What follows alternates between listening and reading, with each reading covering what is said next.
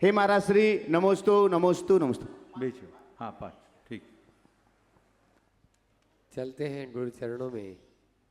आज का ये संकट समाधान का सत्र अपन प्रारंभ करें गुरु चरणों में। होते हैं नत ताकि सभी का जीवन बने समुन्नत। आज प्रथम प्रश्न के लिए मैं बुला रहा हूं गुणायतन ट्रस्टी संजय जी गोदा धनबाद।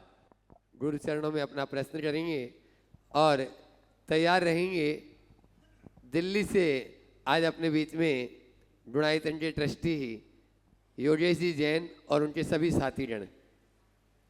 नमोस्तु गुरुदेव। सभी महाराजों के चरणों में मेरा सादर नमोस्तु नमोस्तु नमोस्तु। गुरुवर, आज के दौर में रिश्तों में धैर्य कम होता जा रहा है, पेशेंस कम होता जा रहा है और छोटी छोटी बातों पर तनाव बढ़ जाता है। रिश्तों में मधुरता बनाए रखने और अपने गुस्से पर काबू पाने का सबसे सरल उपाय बताइए। नमस्ते। रिश्तों में मधुरता और गुस्से में काबू पाने का आपने सबसे सरल उपाय बताया, तो मैं आप सबसे कहता हूँ भावना योग करो, सब कुछ सुधर जाएगा। न ज़्यादा व्याख्यान की ज़रूरत है, न विवेचना की ज़रूरत है। दरअसल ये सब चीज़ें हो क्यों रहा है, ये हमारी मानसिकता के बिगड़ने का परिणाम। मानसिकता हमारे भावनात्मक स्वास्थ्य के असंतुलन से होता है। ये हमारे अंदर की भावनात्मक दुर्बलताएं बन गई, विकृतियां बन गई। जब हम भावना योग करते हैं तो हमारे अंदर शुद्धिकरण की प्रक्रिया शुरू होती है, और जब हमारे अंदर भावनात्मक शुद्धि होती है, इमोशनल प्योरिफिकेशन शुरू हो जाता है, तो हमारी भावधारा परिवर्तित होती है, सोच बदलती है। सोच बदलने से हमारा पूरा व्यवहार बदलता है, प्रवृत्ति बदलती है, प्रवृत्ति से हमारा संपूर्ण व्यवहार बदलता है, उससे जीवन बदल जाएगा। इसलिए मैं आपके सवाल में इतना ही कहूँगा। आज अंतर्राष्ट्रीय योग दिवस है। प्रातःकाल आप सब लोगों ने योग किया, पूरे दुनिया के लोगों ने भांति भांति तरीके से योग किया। मैं तो आप सबसे कहूँगा, तन के स्वस्थ करने के लिए आपने शरीर का योग किया, मन और जीवन को स्वस्थ करने के लिए भावना योग करिए। अपने संपूर्ण जीवन को, अपने समग्र जीवन को, आंतरिक स्वास्थ्य को व्यापकता से ठीक करने के लिए भावना योग का प्रयोग। नमस्ते गुरुवर। ओ गुणायतन ट्रस्टी योगेश जी, संतोष जी जैन दिल्ली, और इसी में गुणायतन ट्रस्टी विवेक जी जैन दिल्ली भी आज अपने बीच में। गुणायतन ट्रस्टी विजय जी जैन दिल्ली और अनिल जी जैन दिल्ली। मैं चाहूँगा इन सभी के लिए एक बार जोरदार जोरदार ताली बजा दीजिए। वे अपना प्रश्न भी अलग अलग गुरु चरणों में करेंगे। गुरुदेव के चरणों में त्रिबार नमोस्तु नमोस्तु नमोस्तु। समस्त मुनि संघ के चरणों में नमोस्तु नमोस्तु नमोस्तु। गुरुदेव, आज सुबह आपके आचार्य ज्ञान सागर भवन पर चरण रज पड़ी, हम सभी लोग धन्य हो गए और आपके आशीर्वाद से बहुत ही सुंदर शिलान्यास आज वहाँ पे हुआ। गुरुदेव, एक और शंका है कि सम्मेद शिखर, श्री सम्मेद शिखर का नामांकन कब हुआ, कैसे हुआ और क्या इसका महत्व है? पहले तो मैं चाहूँगा इस टीम का आप लोग जोरदार अभिनंदन कर दें। आज बहुत शुभ कार्य संपन्न करने के लिए लोग आए। वर्षों से जो कार्य लंबित था अब साकार हो रहा है, और मेरे ख्याल से पूरा जिन मंदिर आपने या मुकेश जी ने? मुकेश जी हैं। और अच्छा, मिल के सब लोग, इन लोगों ने, मुकेश जी उपस्थित नहीं है शायद? अच्छा, आ जाएंगे, आ रहे हैं। तो महिला वर्ग भी साथ में आ जाए ना। आप लोग पीछे क्यों आ रही है? आ जाओ, साथ में आ जाओ। एक बार सब लोग इनके लिए जोरदार अभिनंदन कर दें। बहुत पवित्र कार्य इनके द्वारा संपन्न हो रहा है। मैं भावना भाता हूँ कि आपका ये कार्य शीघ्रातिशीघ्र संपन्न हो। अब रहा सवाल आपका सवाल, तो सम्मेद शिखर जी का नाम सम्मेद शिखर क्यों पड़ा? ऐसे कोई और कारण तो देखने को नहीं मिलता, पर आचार्य पूज्यपाद ने एक स्थल पर लिखा है, सम्मद करीवन पर्वत सम्मेद शिखर सम्मेद गिरिंद, सम्मद करीवन पर्वत सम्मेद गिरिंद, सम्मेद गिरिंद मस्त के विस्तीर्ण। यानी जिस पर्वत पर सम्मद, ओ मद सहित हाथियों का समूह रहता था। सम्मद करिवन पर्वत, मद सहित हाथियों के समूह से जो घिरा था, ऐसे सम्मेद गिरिंद मस्तके विस्तीर्ण, ऐसे सम्मेद पर गिरी के पर्वत के मस्तक पर, विशाल मस्तक पर हमारे 20 तीर्थंकरों को निर्वाण की प्राप्ति हुई, ऐसा उन्होंने लिखा। इसका मतलब है यहाँ मद सहित हाथियों का समूह होता था। इस शिखर जी के वन में हाथियों का बाहुल्य था। आपको सुनकर के आश्चर्य होगा, रावण का जो त्रिलोक मंडन हाथी था वो उसे इसी सम्मेद शिखर के जंगल में मिला था। हालांकि वो हाथी के चक्कर में रह गया था, वंदना नहीं कर पाया था, और करता भी कैसे, उसे नरक जाना था, तो अटक गया, दूसरे चक्कर में उलझ गया। तो ये सम्मद करीबन पर्वत का अर्थ ये हो सकता है। ओ नमस्ते हाँ। महाराज जी, नमस्ते महाराज जी, नमस्ते। और कोई विवेक जी जैन दिल्ली। नमोस्तु महाराज जी, नमोस्तु नमोस्तु महाराज जी। हमारी मदर 88 साल की है महाराज जी। हाँ बोले। हाँ नमोस्तु महाराज जी, नमोस्तु नमोस्तु। हमारी मदर 88 साल की हैं। वो चाहती हैं कि मैं अस्पताल ना जाऊं, जी हॉस्पिटल, और वो मुझे घर पे ही मतलब उसका इलाज कराओ। बहुत अच्छी सोच है। जी आपका भी प्रयास यही होना चाहिए, और आप माँ के सच्चे हितैषी हैं, तो आप उनकी सेवा कीजिए, जी और उनकी सच्ची सेवा उनके लोकोत्तर हित की पूर्ति है। आप उनका अस्पताल में मरण मत कराइए, जी गुरु चरणों में समाधि कराइए। महाराज जी, उनके पूरे शरीर में मतलब वेदना बहुत है, दर्द बहुत वेदना है जी तो भी मन में दृढ़ता है, गुरुओं से मार्गदर्शन लीजिए। जी अस्पताल में आहें भरेगी, गुरु चरणों में नमोकार निकलेगा, तो वैसा देखे। ओ विजय जी दिल्ली। हो गया, चलिए। आप लोगों का है क्या? ठीक है। हाँ, एक बार जोरदार ताली बजा दीजिए इन सभी के लिए। ज्ञानेंद्र जी, ममता जी जैन जयपुर, गुणायतन ट्रस्टी, गुरु चरणों में अपना प्रश्न करेंगे, और उसके बाद तैयार रहेंगे नीरज जी जैन, प्रोफेसर नीरज जी जैन इंदौर। नमोस्तु महाराज श्री। ओ नमस्ते बोले। महाराज श्री। महाराज श्री, मन वचन काया, तो आपने स्वाध्याय में बताया था महाराज जी कि जो काया से जो कर रहे हैं, वचन से बोल रहे हैं, वो सामने दिखता है, उससे लोगों की इमेज बनती है, लेकिन मन में क्या चल रहा है, चरित्र उससे बनता है या काया और वचन से चरित्र बनता है महाराज जी? देखिए, मन का खेल सबसे विचित्र है और सबसे प्रभावी भी है। हमारे जीवन में जो कुछ भी होता है वो हमारे भावों से होता है। हमारे यहाँ एक सूक्त है, भावेन बंधो भावेन मुक्तो। भाव से ही बंध होता है, भाव से ही मोक्ष होता है। तो हमें अपने भाव के स्तर को ठीक करना चाहिए। वचन और काय से हम कोई भी क्रिया करें और मन या भाव न जुड़ा तो उस क्रिया का वास्तविक फल नहीं मिलता। ओ नमस्ते महाराज जी। मंगलम आनंदा में आपके आशीर्वाद से जो मंदिर बनाता है, उसमें महाराज जी हम समय वो सिद्ध से विधान कर रहे हैं, आशीर्वाद चाहिए महाराज जी। बहुत सुंदर। नमस्ते महाराज। प्रोफेसर नीरज जी जैन इंदौर, पंच मुनिराज गुरु के चरणों में अपना प्रश्न बारंबार करेंगे। नमोस्तु करते हुए, और खाना उसके खाना। बाद तैयार रहेंगे, 1 मिनट, और उसके बाद तैयार रहेंगे पूनम जी जैन ग्वालियर, प्रमाणिक समूह। महाराज श्री, स्वाध्याय से संबंधित कुछ भ्रांतियाँ या कुछ भ्रम या कुछ इसके कई शंकाएं मुझे हैं। वाचना आदि जो स्वाध्याय के भेद हैं, उसमें वाचना से तात्पर्य वाचना करना, वाचना सुनना दोनों हैं। नंबर 1, क्या इनमें उद्देश्य, विधि और सीमाओं को लेकर कुछ बातें ध्यान रखी जानी चाहिए अलग अलग भेद प्रभेदों में, कहीं अतिक्रमण ना हो जाए एक भेद का तो दूसरे प्रभेद से? इस संबंध में मुझे मार्गदर्शन चाहिए। देखिए, स्वाध्याय के वो 5 भेदों में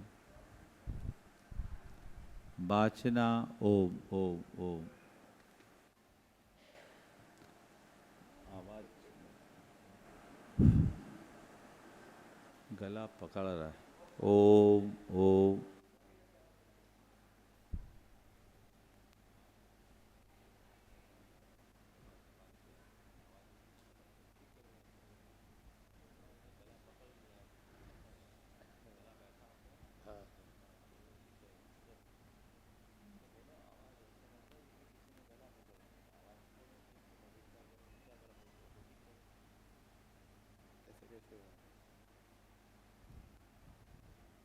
ओम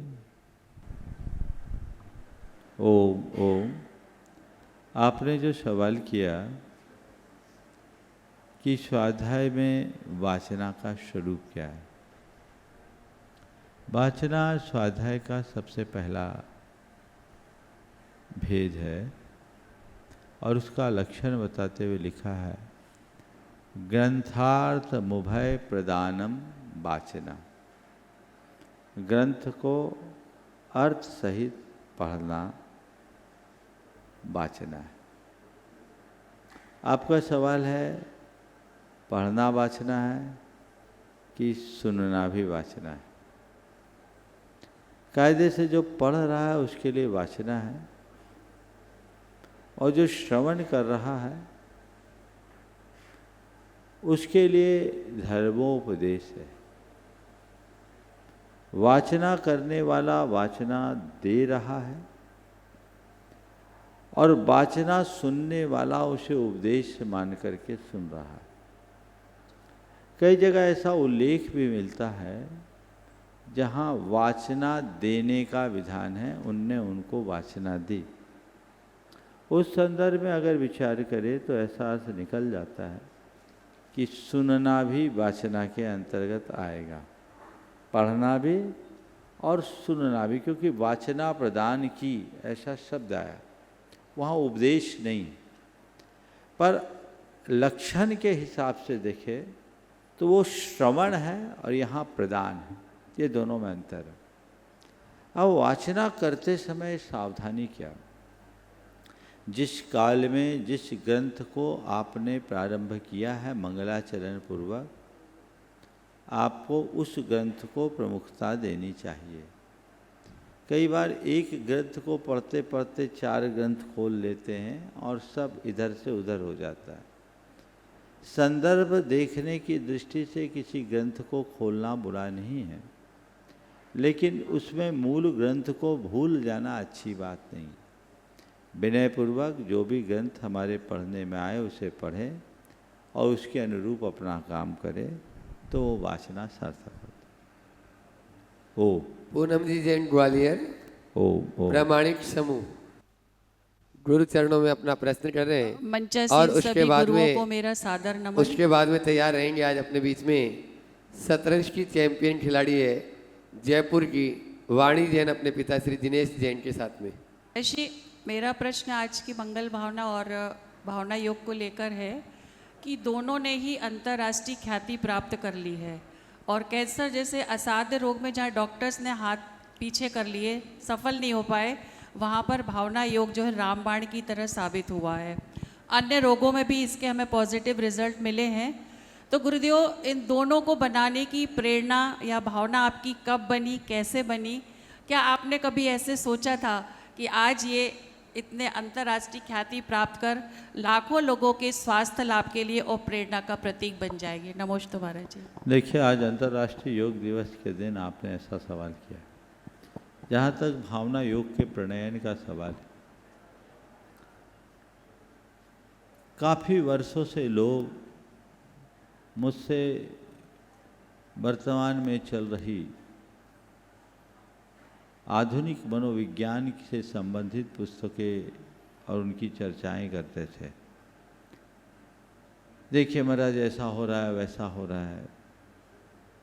एक समय में द सीक्रेट और the power of subconscious mind, इनकी बड़ी जबरदस्त चर्चाएं थी। हमारे समाज के युवा भी उससे बहुत प्रभावित थे। सन 2010 में एक युवक ने मुझे उसके बारे में जानकारी दी। द सीक्रेट मुझे दी, मैंने पढ़ा। उसने कहा, देखिए महाराज, कितना सारा वेस्टर्न लोगों के पास, हमारे यहाँ तो कुछ है ही नहीं। जब मैंने पढ़ा तो मुझे लगा, अरे हमारे यहाँ जो है वो तो इनकी धूल भी, उसकी तो ये धूल भी नहीं है। ये भ्रमित हो रहे। जैन आगम में तो सब कुछ इससे मिलता जुलता है, बल्कि इससे बहुत आगे। क्योंकि मैंने आचार्य कुंद के ग्रंथों को बहुत गहराई से समझा है, तो चीज़ें मेरे मानस में स्पष्ट थी। मुझे लगा कि इन सब का बीज आचार्य कुंद के ग्रंथों में है। फिर चिंतन चलता रहा, मैं सोचता रहा, मन में था कि इस विषय में मुझे कुछ करना चाहिए। और जब मैं सीक्रेट पढ़ रहा था तभी मेरे मन में ये भाव आया था कि ये तो भावना योग है। सन 2010 में मेरे मन में इसका बीज पड़ गया।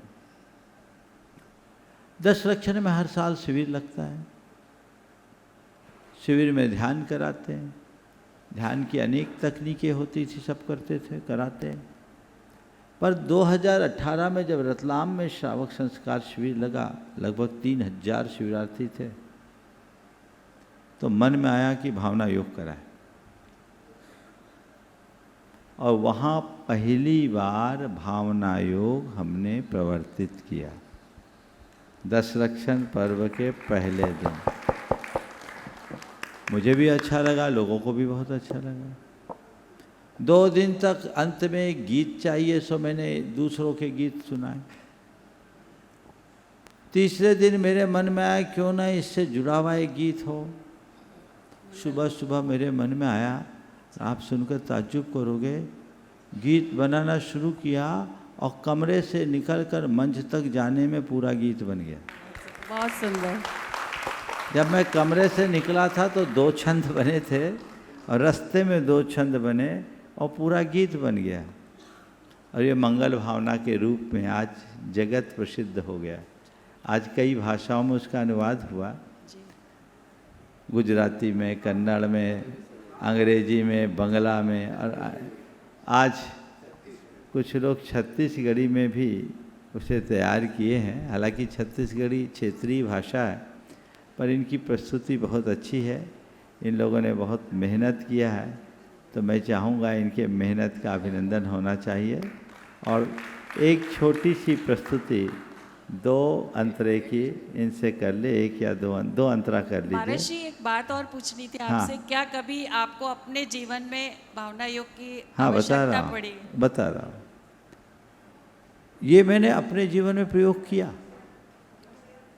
सन 2009 में मेरा ये हाथ 1.25 इंच पतला हो गया था।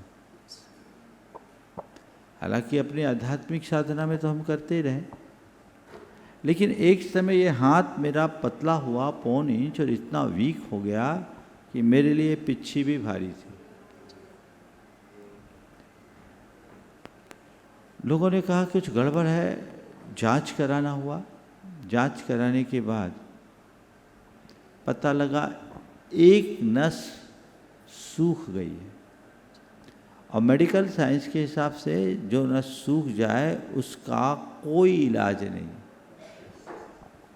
मुझे लगा ऐसे में तो मेरा संयम कैसे पड़ेगा, मुझे तो केस क्लोज करना है। मैंने भावना योग शुरू किया, अपने ऊपर सबसे पहला प्रयोग। मैं अपने साधना की दृष्टि से तो करता ही था, अपनी सोच को जो मैंने सकारात्मक बनाया है वो भावना योग की ही बदौलत है। खासकर 2004 के बाद मेरे अंदर एक बहुत बड़ा परिवर्तन हुआ जिसका मैंने प्रयोग किया। तो ये 2009 में जब मेरे जांच पे ऐसा आया कि नस कमज़ोर है, मैंने भावना योग करना शुरू किया। मेंटल रेडिएशन हमने देना शुरू किया और ये सोचा ऊर्जा प्रवाह के साथ कि मेरे ब्लॉक्स खुल रहे हैं। आप ताज्जुब करोगे, 6 महीने भी नहीं लगे, बल्कि उसके बाद का जो केसरोच किया इस हाथ से ज़्यादा इस हाथ से किया। और आज भी आप दोनों हाथ देख लीजिए, आप देख के कह नहीं सकते कि दोनों हाथों में कोई अंतर है। बल्कि थोड़ा सा अंतर है जरूर, लेकिन कोई फर्क नहीं, बल्कि इस हाथ से ज़्यादा स्ट्रेंथ इस हाथ में। तो ये प्रयोग किया। ये कभी विचार पहले आया होगा कि नहीं कि ये आगे चल के इतना अंतर्राष्ट्रीय? देखो, मैं ज़्यादा सोचता नहीं, मैं तो निमित्त नैमित्तिक व्यवस्था देखता हूँ। अच्छे भाव से किए गए कार्य का परिणाम अच्छा आता है, बस ये विश्वास रखो। नमोस्तु गुरुदेव। हाँ। और इसी क्रम में आज छत्तीसगढ़ के यह जो भावना, और आज सुबह भी प्रस्तुति सबने देखी थी, और अभी आप खुद इसके ऊपर अद्भुत प्रस्तुति, मंगल भावना जन जन तक पहुँचे। हाँ, और ये विमोचन राजेश जी बोल रहे हैं जो इसके कोऑर्डिनेटर हैं कि आज विमोचन भी है इसका मंगल भावना का, और यह मंगल भावना जन जन तक पहुँचे ऐसी सभी को भावना रखना है। और जितने भी विद्यालय हैं उनमें ज़रूरी है मंगल भावना प्रार्थना के रूप में या और भावना युक्त के रूप में भी आप इसको ज़रूर इसको यानी जो है ना, और यहाँ से मंगल भावना का जो सामग्री है, प्रिंटेड सामग्री है, आपको निःशुल्क यहाँ से कार्यालय से उपलब्ध हो जाएगी, ले जा सकते हैं। अभी आप अपना शुरू करें, समय कम है, 1 स्टेंज है, 2 स्टेंज। मंगल मंगल होवे जग मां सब मंगलमय होवे, है भूया के हर जीव जंत के मन मंगलमय होवे।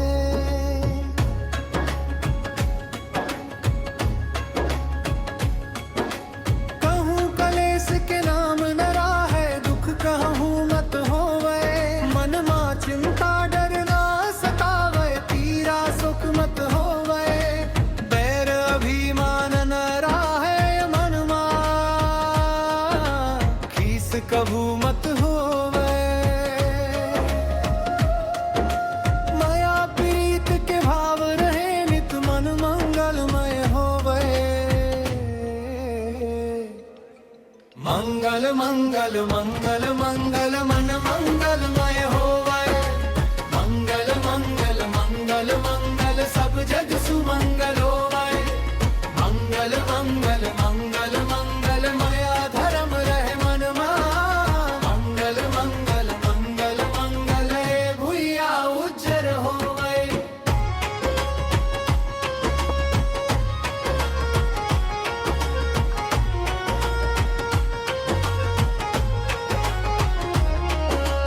मन के सब संताप सिरावे, अंतर उज्जर होवे, राग द्वेष औ मोह बिलावे, आत्म निर्मल होवे, प्रभु के मंगल गान करन सब पाप के नाश होवे, हे दुनिया के हर प्राणी के दिन मंगलमय होवे। गुरु हो मंगल प्रभु हो मंगल धर्म सुमंगल होवे, दाई दादा के जीवन मंगल सदा सहोदर मंगल होवे। मन के मंगल समाज के मंगल मन के मंगल होवे, राजा प्रजा सबों के मंगल भूया धर्मय होवे। घर घर मां मंगल छा जावे, जन जन मंगल होवे, हे भूया के कन कन पावन ओ मंगलमय होवे।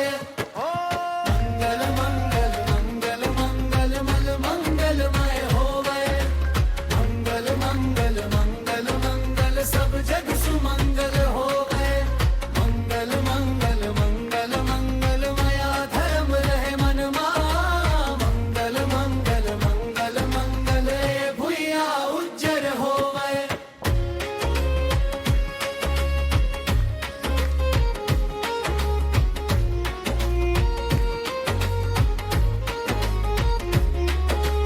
मंगलमय होवे प्रभाते रात सुमंगल होवे, जिंदगी के हर पल हर छीन के बात सुमंगल होवे, सब जग मां मंगल बढ़ाए टराए अमंगल होवे, ये तरमान के भावना सब मां सद्भाव।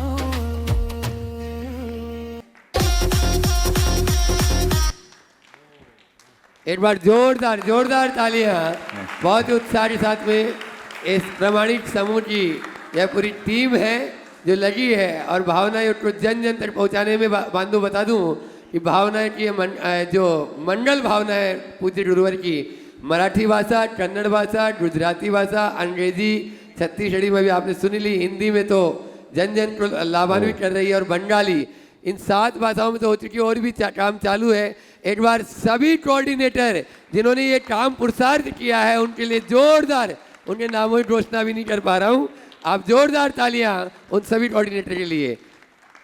और एक भावना युद्ध का कर पाएगा भी।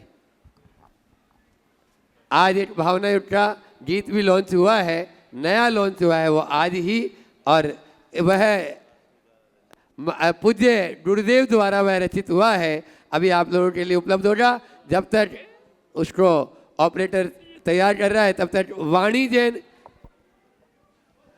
वाणी जैन अपने बीच में शतरंज खिलाड़ी जयपुर से दिनेश जी की पुत्री, जो बच्चों को मोबाइल छुड़वा दिया और शतरंज सिखा रही है, ऐसी बच्ची के लिए जोरदार ताली बजा दीजिए।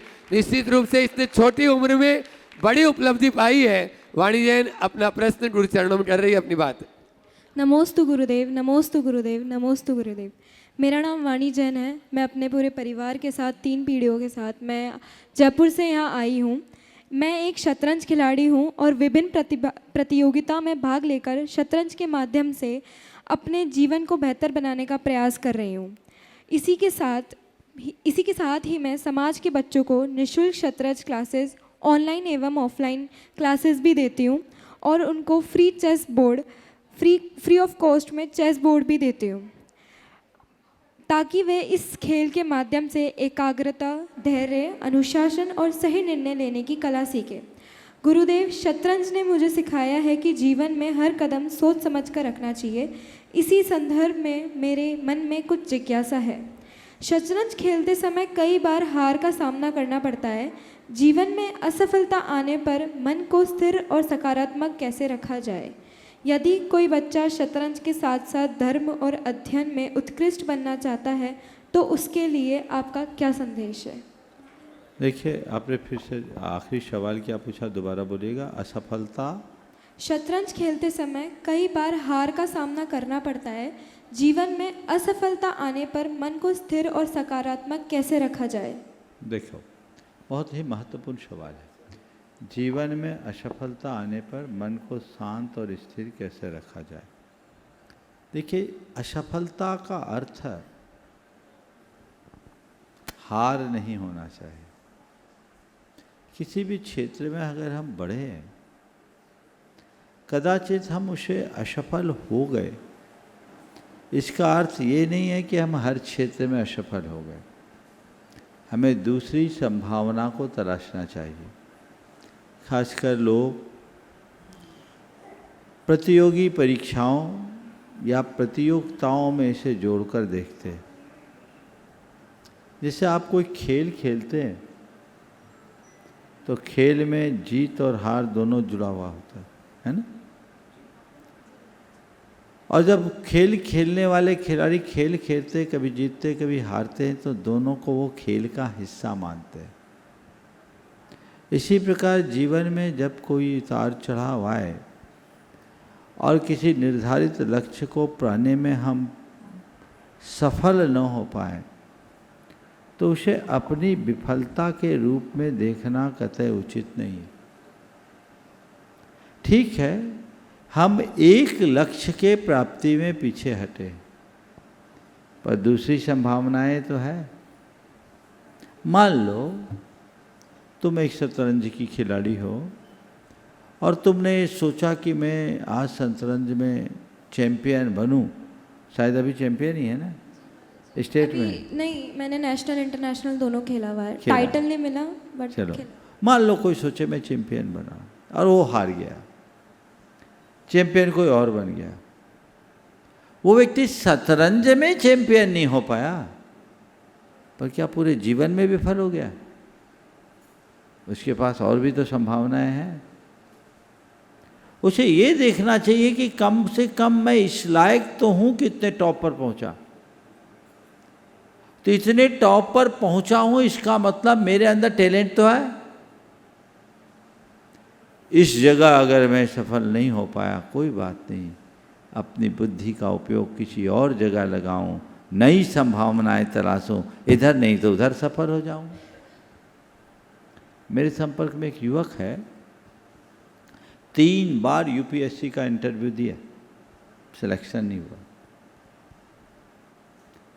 आप सोच सकते हैं जो बच्चा 3 बार इंटरव्यू दे और सिलेक्ट ना हो उसके ऊपर क्या होगा, लेकिन वो बहुत सामान्य है। अभी वो क्या कर रहा है? यूपीएससी वालों को कोचिंग दे रहा है दिल्ली में, और बहुत खुश है। बोले क्या हुआ? बोले महाराज मेरा सपना था कलेक्टर बनूं, पर मेरी नीति मुझसे नहीं चाहती कि मैं कलेक्टर बनूं, तो मैं अब कलेक्टर बनाऊंगा। और पढ़ा रहा है, और उसके पढ़ाई कई IAS बन चुके। तो कहने का तात्पर्य क्या है? किसी एक क्षेत्र में विफल होना समग्र जीवन की विफलता नहीं मानी जाती। समझ गए? तो हमेशा नई संभावनाएं देखो, सोच को सकारात्मक बनाओ। जब मन हताश होने लगे तो उपलब्धियों को देखो, और जब मन में अभिमान आने लगे तो अपने लक्ष्य को देखो। ये दोनों चीज़ें सामने रहेगी तो हमारा मन संतुलित होगा। हताशा में उपलब्धियां देखते हैं तो लगता है हम काफ़ी आगे हैं, और अभिमान में अपने लक्ष्य को देखते हैं तो लगेगा हम बहुत पीछे हैं। तो बस दोनों चीज़ें हमें साथ लेकर चलना चाहिए। महाराज जी, मैंने पिछले ही महीने, मेरा बर्थडे था, 15 साल की हो गई, तो मैंने पिछले ही महीने 15 दिन निःशुल्क क्लासेस दी थी। 110 बच्चों को मैंने फ्री में चेस सिखाया और उनको चेस बोर्ड दिया। बहुत सुंदर। मैं आपका आशीर्वाद चाहती हूँ, मुझे WGM बनना है और जैन धर्म। और राजेश जी जैन पूना, कोऑर्डिनेटर भावना योग, गुरु चरणों में अपना प्रश्न कर रहे हैं। डॉक्टर आरती डोरे नासिक, जिन्होंने भावना योग पर PhD की है, तैयार रहेंगे। नमस्ते गुरुदेव। गुरुदेव, 1 अप्रैल से नया वित्तीय वर्ष चालू हुआ है, तो सभी संस्थाओं के अंदर पिछले वर्ष की समीक्षा की जाती है, उसका लेखा जोखा किया जाता है, और नया साल जो है उसके लिए टारगेट सेटिंग की जाती है। तो यह प्रक्रिया अभी हमारे कार्य क्षेत्रों में चल रही है, सभी जगह चल रही होगी। गुरुदेव, मेरा प्रश्न ये है कि जो हमारा आध्यात्मिक जीवन है उसके लिए जो भी हमने सोचा है या जो टारगेट सेट किए हैं, उनकी समीक्षा की आवृत्ति क्या रहनी चाहिए, कैसे करनी चाहिए, और निरंतरता कैसे बना के रखनी चाहिए? जीवन में भी ये ध्यान रखना चाहिए, हर साधक को अपना अंतर विश्लेषण करना चाहिए। मैं कहाँ हूँ और मुझे कहाँ जाना है। अपने भाव का अंतर विश्लेषण करने से हमें अपने दोषों और दुर्बलताओं का, अपनी खूबियों और खामियों का अंदाज लगता है। जब तक हम अपने भीतर उतर कर नहीं देखते और अपनी दुर्बलताओं को नहीं पकड़ते, तब तक उनका शोधन नहीं हो सकता। इसे सभी को समीक्षाएं करनी चाहिए, और गुरु चरणों में समय समय पर अपने आत्मनिवेदन करते हुए खुद को अपग्रेड करना चाहिए। नमस्ते गुरुदेव। भावना योग पर जिन्होंने PhD की, डॉक्टर आरती डोरे जैन नासिक, गुरु चरणों में अपना प्रश्न करें। बंधुओं, पूज्य गुरुवर का ये भावना योग आज अंतर्राष्ट्रीय योग दिवस भी है, जन जन तक पहुंच रहा है, और आज भावना योग के यहाँ भाव साधकों का भी सम्मान किया गया, और भी यहाँ भावना योग को आगे बढ़ाने वाले बहुत सारे कार्यकर्ता बैठे हुए। मैं चाहता हूँ इस भावना योग को जन जन तक पहुँचाना है, और एक जीवन में, सबके जीवन में एक ऐसी अलग जगाना है कि निश्चित रूप से तन मन और चेतन सबका स्वस्थ रहे। इस पर गुरुवर के आशीर्वाद से एक MA का पाठ्यक्रम भी बरकतुल्लाह यूनिवर्सिटी में भी चालू हुआ है, क्योंकि गुरुवर के आशीर्वाद से सब चीज़ें चालू हो जाती है और होना ही है, आगे भी बढ़ेगा। हम लोगों का कर्तव्य ये है कि अब उसको और आगे बढ़ाने के लिए वहाँ पर छात्रों का प्रवेश भी हो, जिससे वह और आगे बढ़ेंगे। आप लोग इसमें सक्रियता लाएं, और सभी ऐसे बच्चों को जो भावना योग में आगे बढ़ना चाहते हैं जरूर इससे अवगत कराएं। मैं चाहता हूँ डॉक्टर आरती डोरे, जिन्होंने भावना योग PhD किए हुए, अपना गुरु चरणों में प्रश्न करेंगे, और जिन्होंने मंदिर यहाँ का जिनके कर कमलों से शिलान्यास हुआ, ऐसे मुकेश जी जैन दिल्ली, वे तैयार रहेंगे।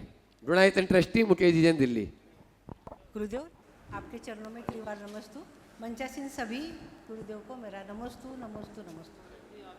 गुरुदेव, आपके आशीर्वाद से 10-11 साल से मैं भावना योग के शिविर, गुरुदेव आपके आशीर्वाद से 10-11 साल हो गए मैं भावना योग के शिविर और भावना योग के ऊपर संशोधन कर रही हूँ।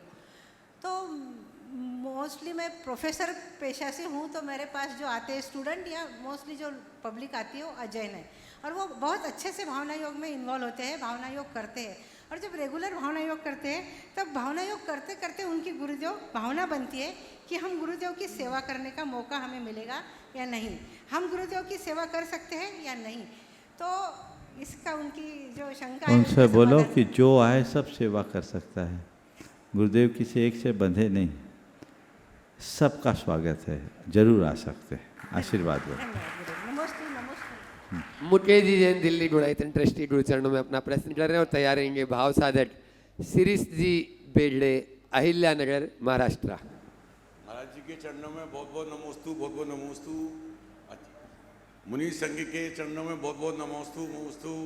आज मंदिर का शिलान्यास किया हमने, महाराज जी आए, पूरे संघ के साथ आए, हमें आशीर्वाद दिया, हम धन्य हो गए।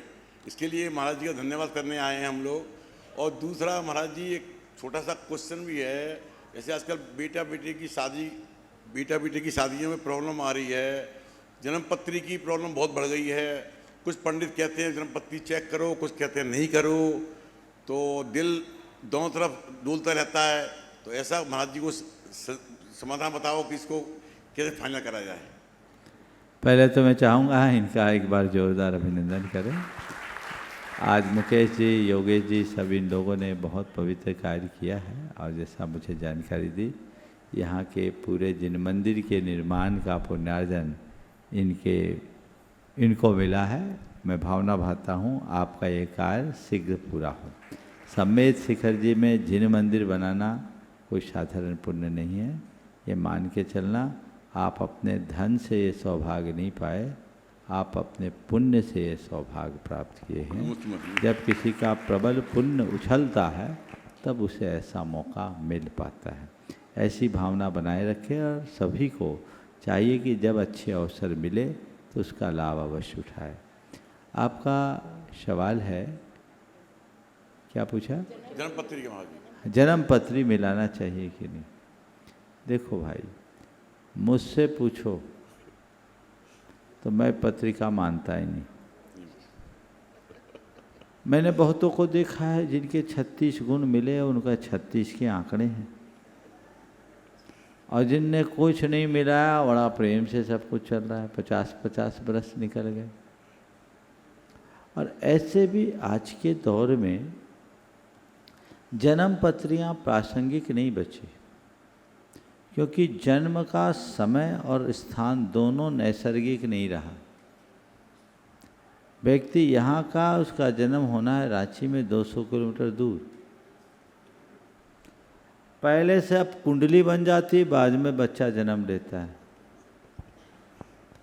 तो वो जिसे यहाँ जन्म लेना था, यहाँ का अक्षांश देशांश जैसा था, उससे उनका इष्टकाल निकलता। अब वो जन्म लिया रांची में तो उसका इष्टकाल वहाँ होगा। और एक साथ अक्षांश देशांश तो पूरे शहर का एक ही होता है। मान लीजिए दिल्ली जैसे शहर में एक काल में, एक समय में 100 बच्चे जन्मे, तो 100 बच्चों की जन्म पत्री तो एक ही बनेगी। हो सकता कोई 200, कोई 500, कोई 1000 किलोमीटर दूर भी हो, तो जन्म पत्री तो एक बनेगी। तो हम इस जन्म पत्री को कैसे प्रासंगिक माने? नंबर 1। दूसरा, नैसर्गिक जन्म होना था, 2, 4, 6, 8 घंटा, 2-4 दिन बाद भी होना हो सकता है, पर अब तो अपने डॉक्टर और पेशेंट दोनों की सुविधा से सर्जरी हो जाती। तो वो जन्म पत्री कहाँ स्वाभाविक हुई? जब जन्म पत्री स्वाभाविक नहीं तो उसका फल भी स्वाभाविक होना नहीं हो। तो इसलिए मुझसे पूछो तो मैं कहता हूँ कुंडली नहीं, मेंटल वाइब्रेशन मिलना चाहिए। जिसको देखने के बाद लगे कि काम बन गया तो समझ लो कुंडली मिल गई। और जोड़ घटाओं में लगोगे तो उलझ करके रह जाओगे। जिनका मन दुर्बल है वो कुंडली मिलाए, और जिनका मन मजबूत है वो केवल मन मिलाने की कोशिश करे, काम बने। गुरुदेव, वास्तु का क्या महत्व है? वास्तु को भी मानो, पर वास्तु का हवा मत मानो। मैंने अनेक बार इस विषय में प्रस्ताव अपने विचार प्रकट किए हैं। अभी संक्षेप में इतना ही कहूँगा कि वास्तु मानिए, पर वास्तु एक पार्ट है, वास्तु ही सब कुछ नहीं। ठीक है? हाँ वाह, नमोस्तु महाराज जी, नमोस्तु नमोस्तु नमोस्तु। महाराज जी, हमारी कर्मों की निर्जरा के लिए हमें क्या उपाय करने चाहिए? कर्मों की निर्जरा का क्या उपाय है?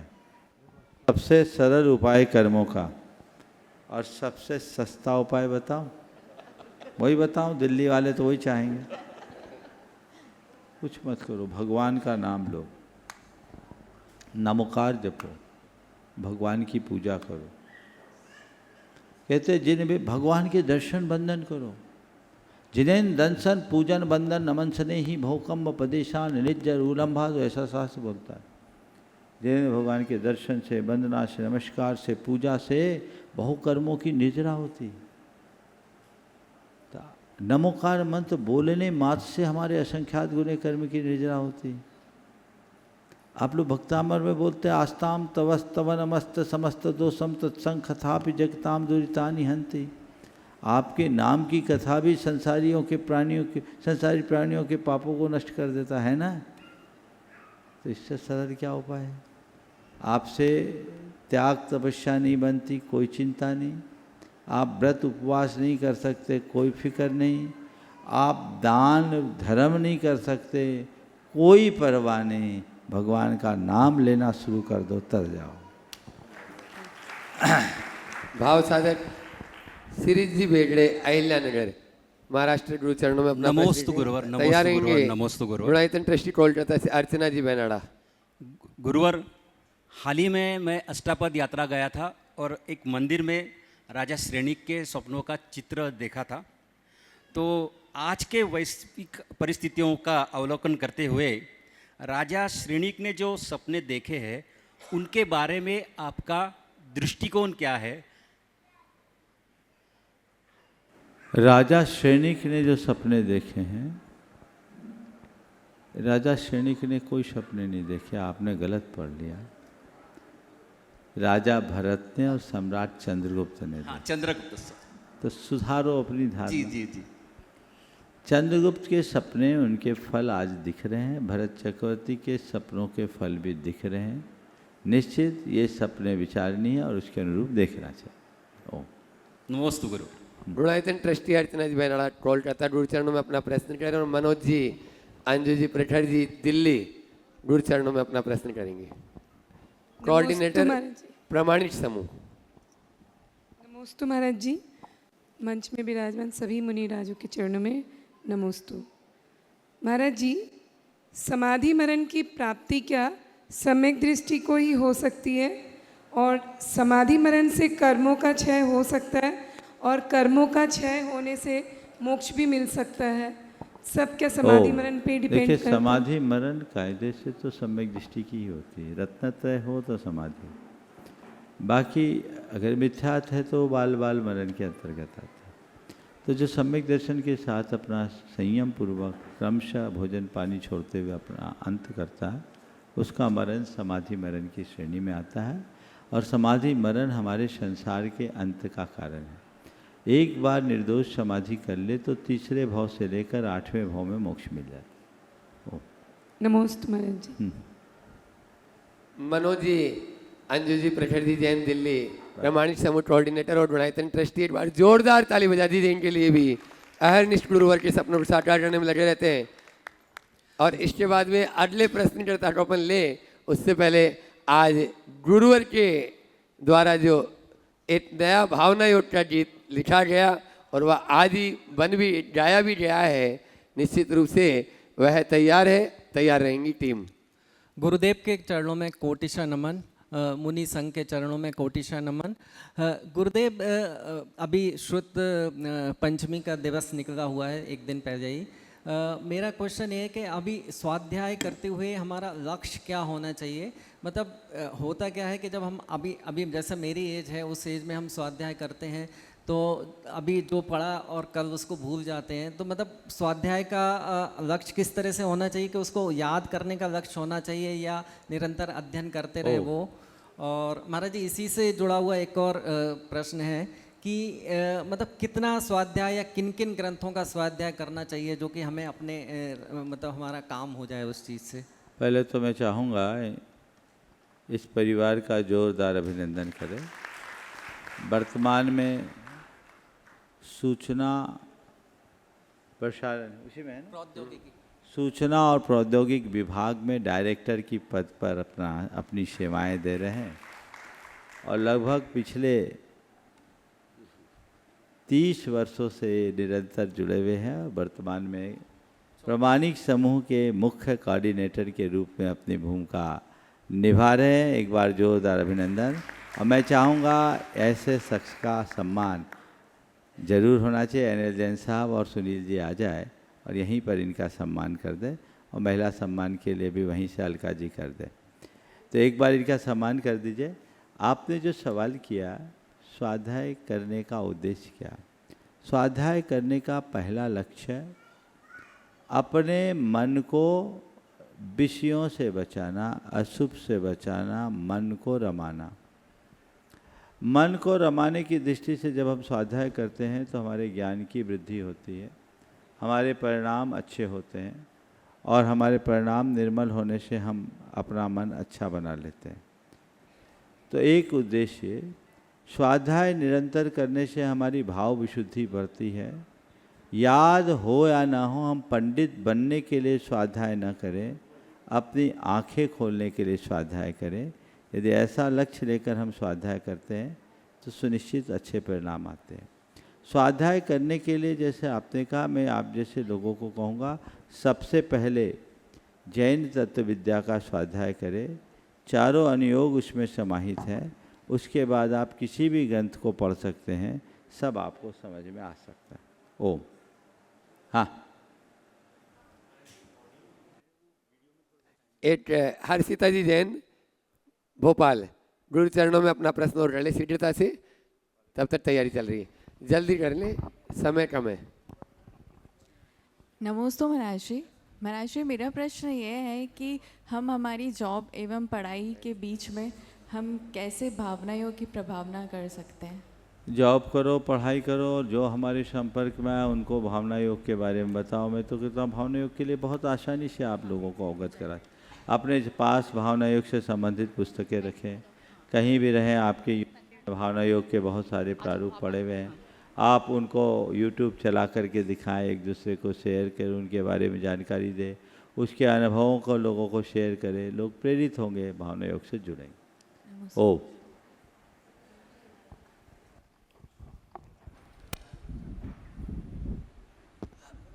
कोई बात नहीं, ऑडियो चलाएं, केवल ऑडियो।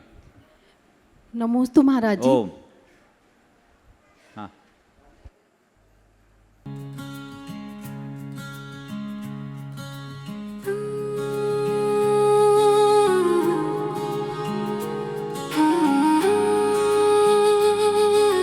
मीठी मीठी तालियों के साथ में आप भी लोग आनंद लें। सांसों में प्रेम जगाए हम, जीवन को महकाए हम।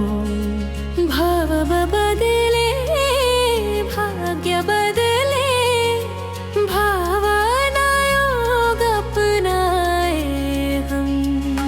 भाव बदलो, जीवन बदलो, मन में मंगल दीप जलो। सहजो हम, शांतो हम, शुद्धो हम, आत्मस्वरूपो हम।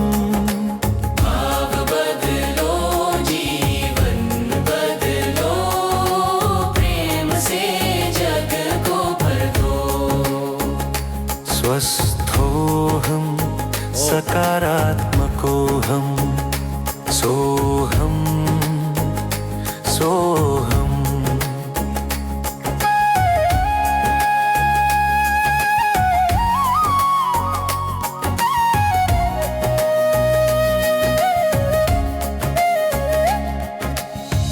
आती श्वास में शक्ति भरे, जाती श्वास में क्षमा करें। मन के सारे द्वेष मिटाकर प्रेम सुधा से हृदय भरे। क्रोध कपट सब दूर भगाए,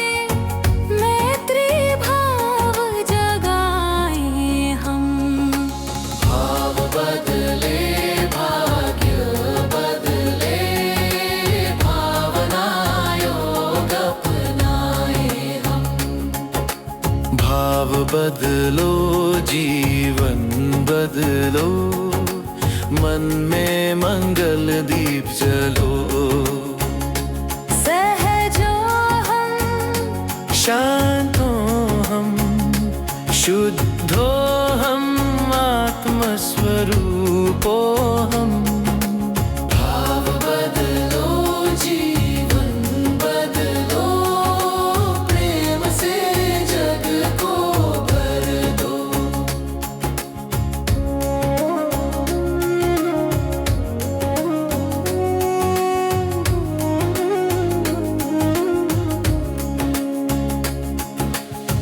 जैसी भावना वैसा जीवन, यही जगत का सत्य अमर।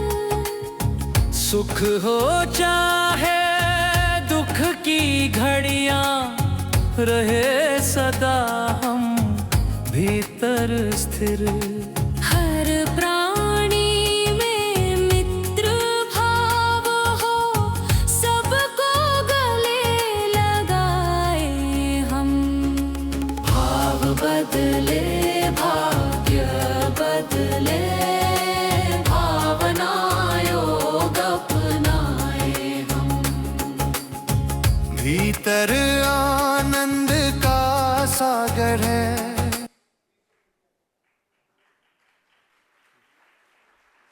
जोरदार तालियां। बहुत ही अच्छा। भाव बदले जीवन जरूर बदलेगा, उसी भावना को लेकर। और इसी क्रम में आज प्रामाणिक पाठशाला के बच्चे 4 अनुयोग पे कार्यक्रम प्रस्तुत करना चाहते हैं महाराज जी। नमस्ते। हैं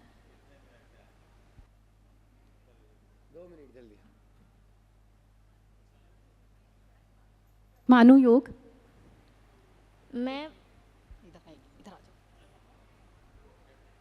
मैं प्रतिमान योग हूँ। धर्म कथाओं के माध्यम से जीवन का मार्ग दिखाता हूँ।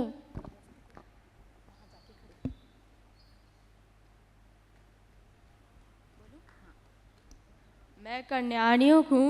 मैं कल्याणी हूँ। मैं लोक अलोक और ब्रह्मांड का ज्ञान कराता हूँ। नमस्ते महाराज। मैं चरणानी हूँ।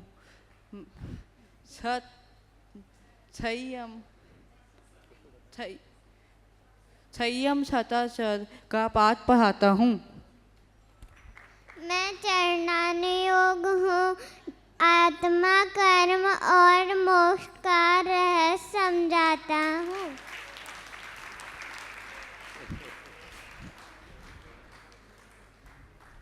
इन सभी बच्चों ने शुद्ध पंचमी के दिन के लिए करने के लिए तैयारी की थी, प्रस्तुत करने के लिए, लेकिन कुछ कारणों से हम तब प्रस्तुत नहीं कर पाए थे, इसलिए हमारी पाठशाला के बच्चों ने ये प्रस्तुति दी है। ये सभी बच्चे अलग अलग जगह से आए हैं और इनके पास में इनको खुद को नहीं पता कि इन्हें क्या करना है, ये सब क्या है, लेकिन फिर भी इन्होंने बहुत कम समय में कोशिश करके प्रस्तुत करने के लिए कोशिश की है। महाराज जी आशीर्वाद दीजिए। महाराज जी 2 मिनट। एक पाठशाला के शिक्षकों की तरफ से भी एक आपके चरणों में एक विनयांजलि है।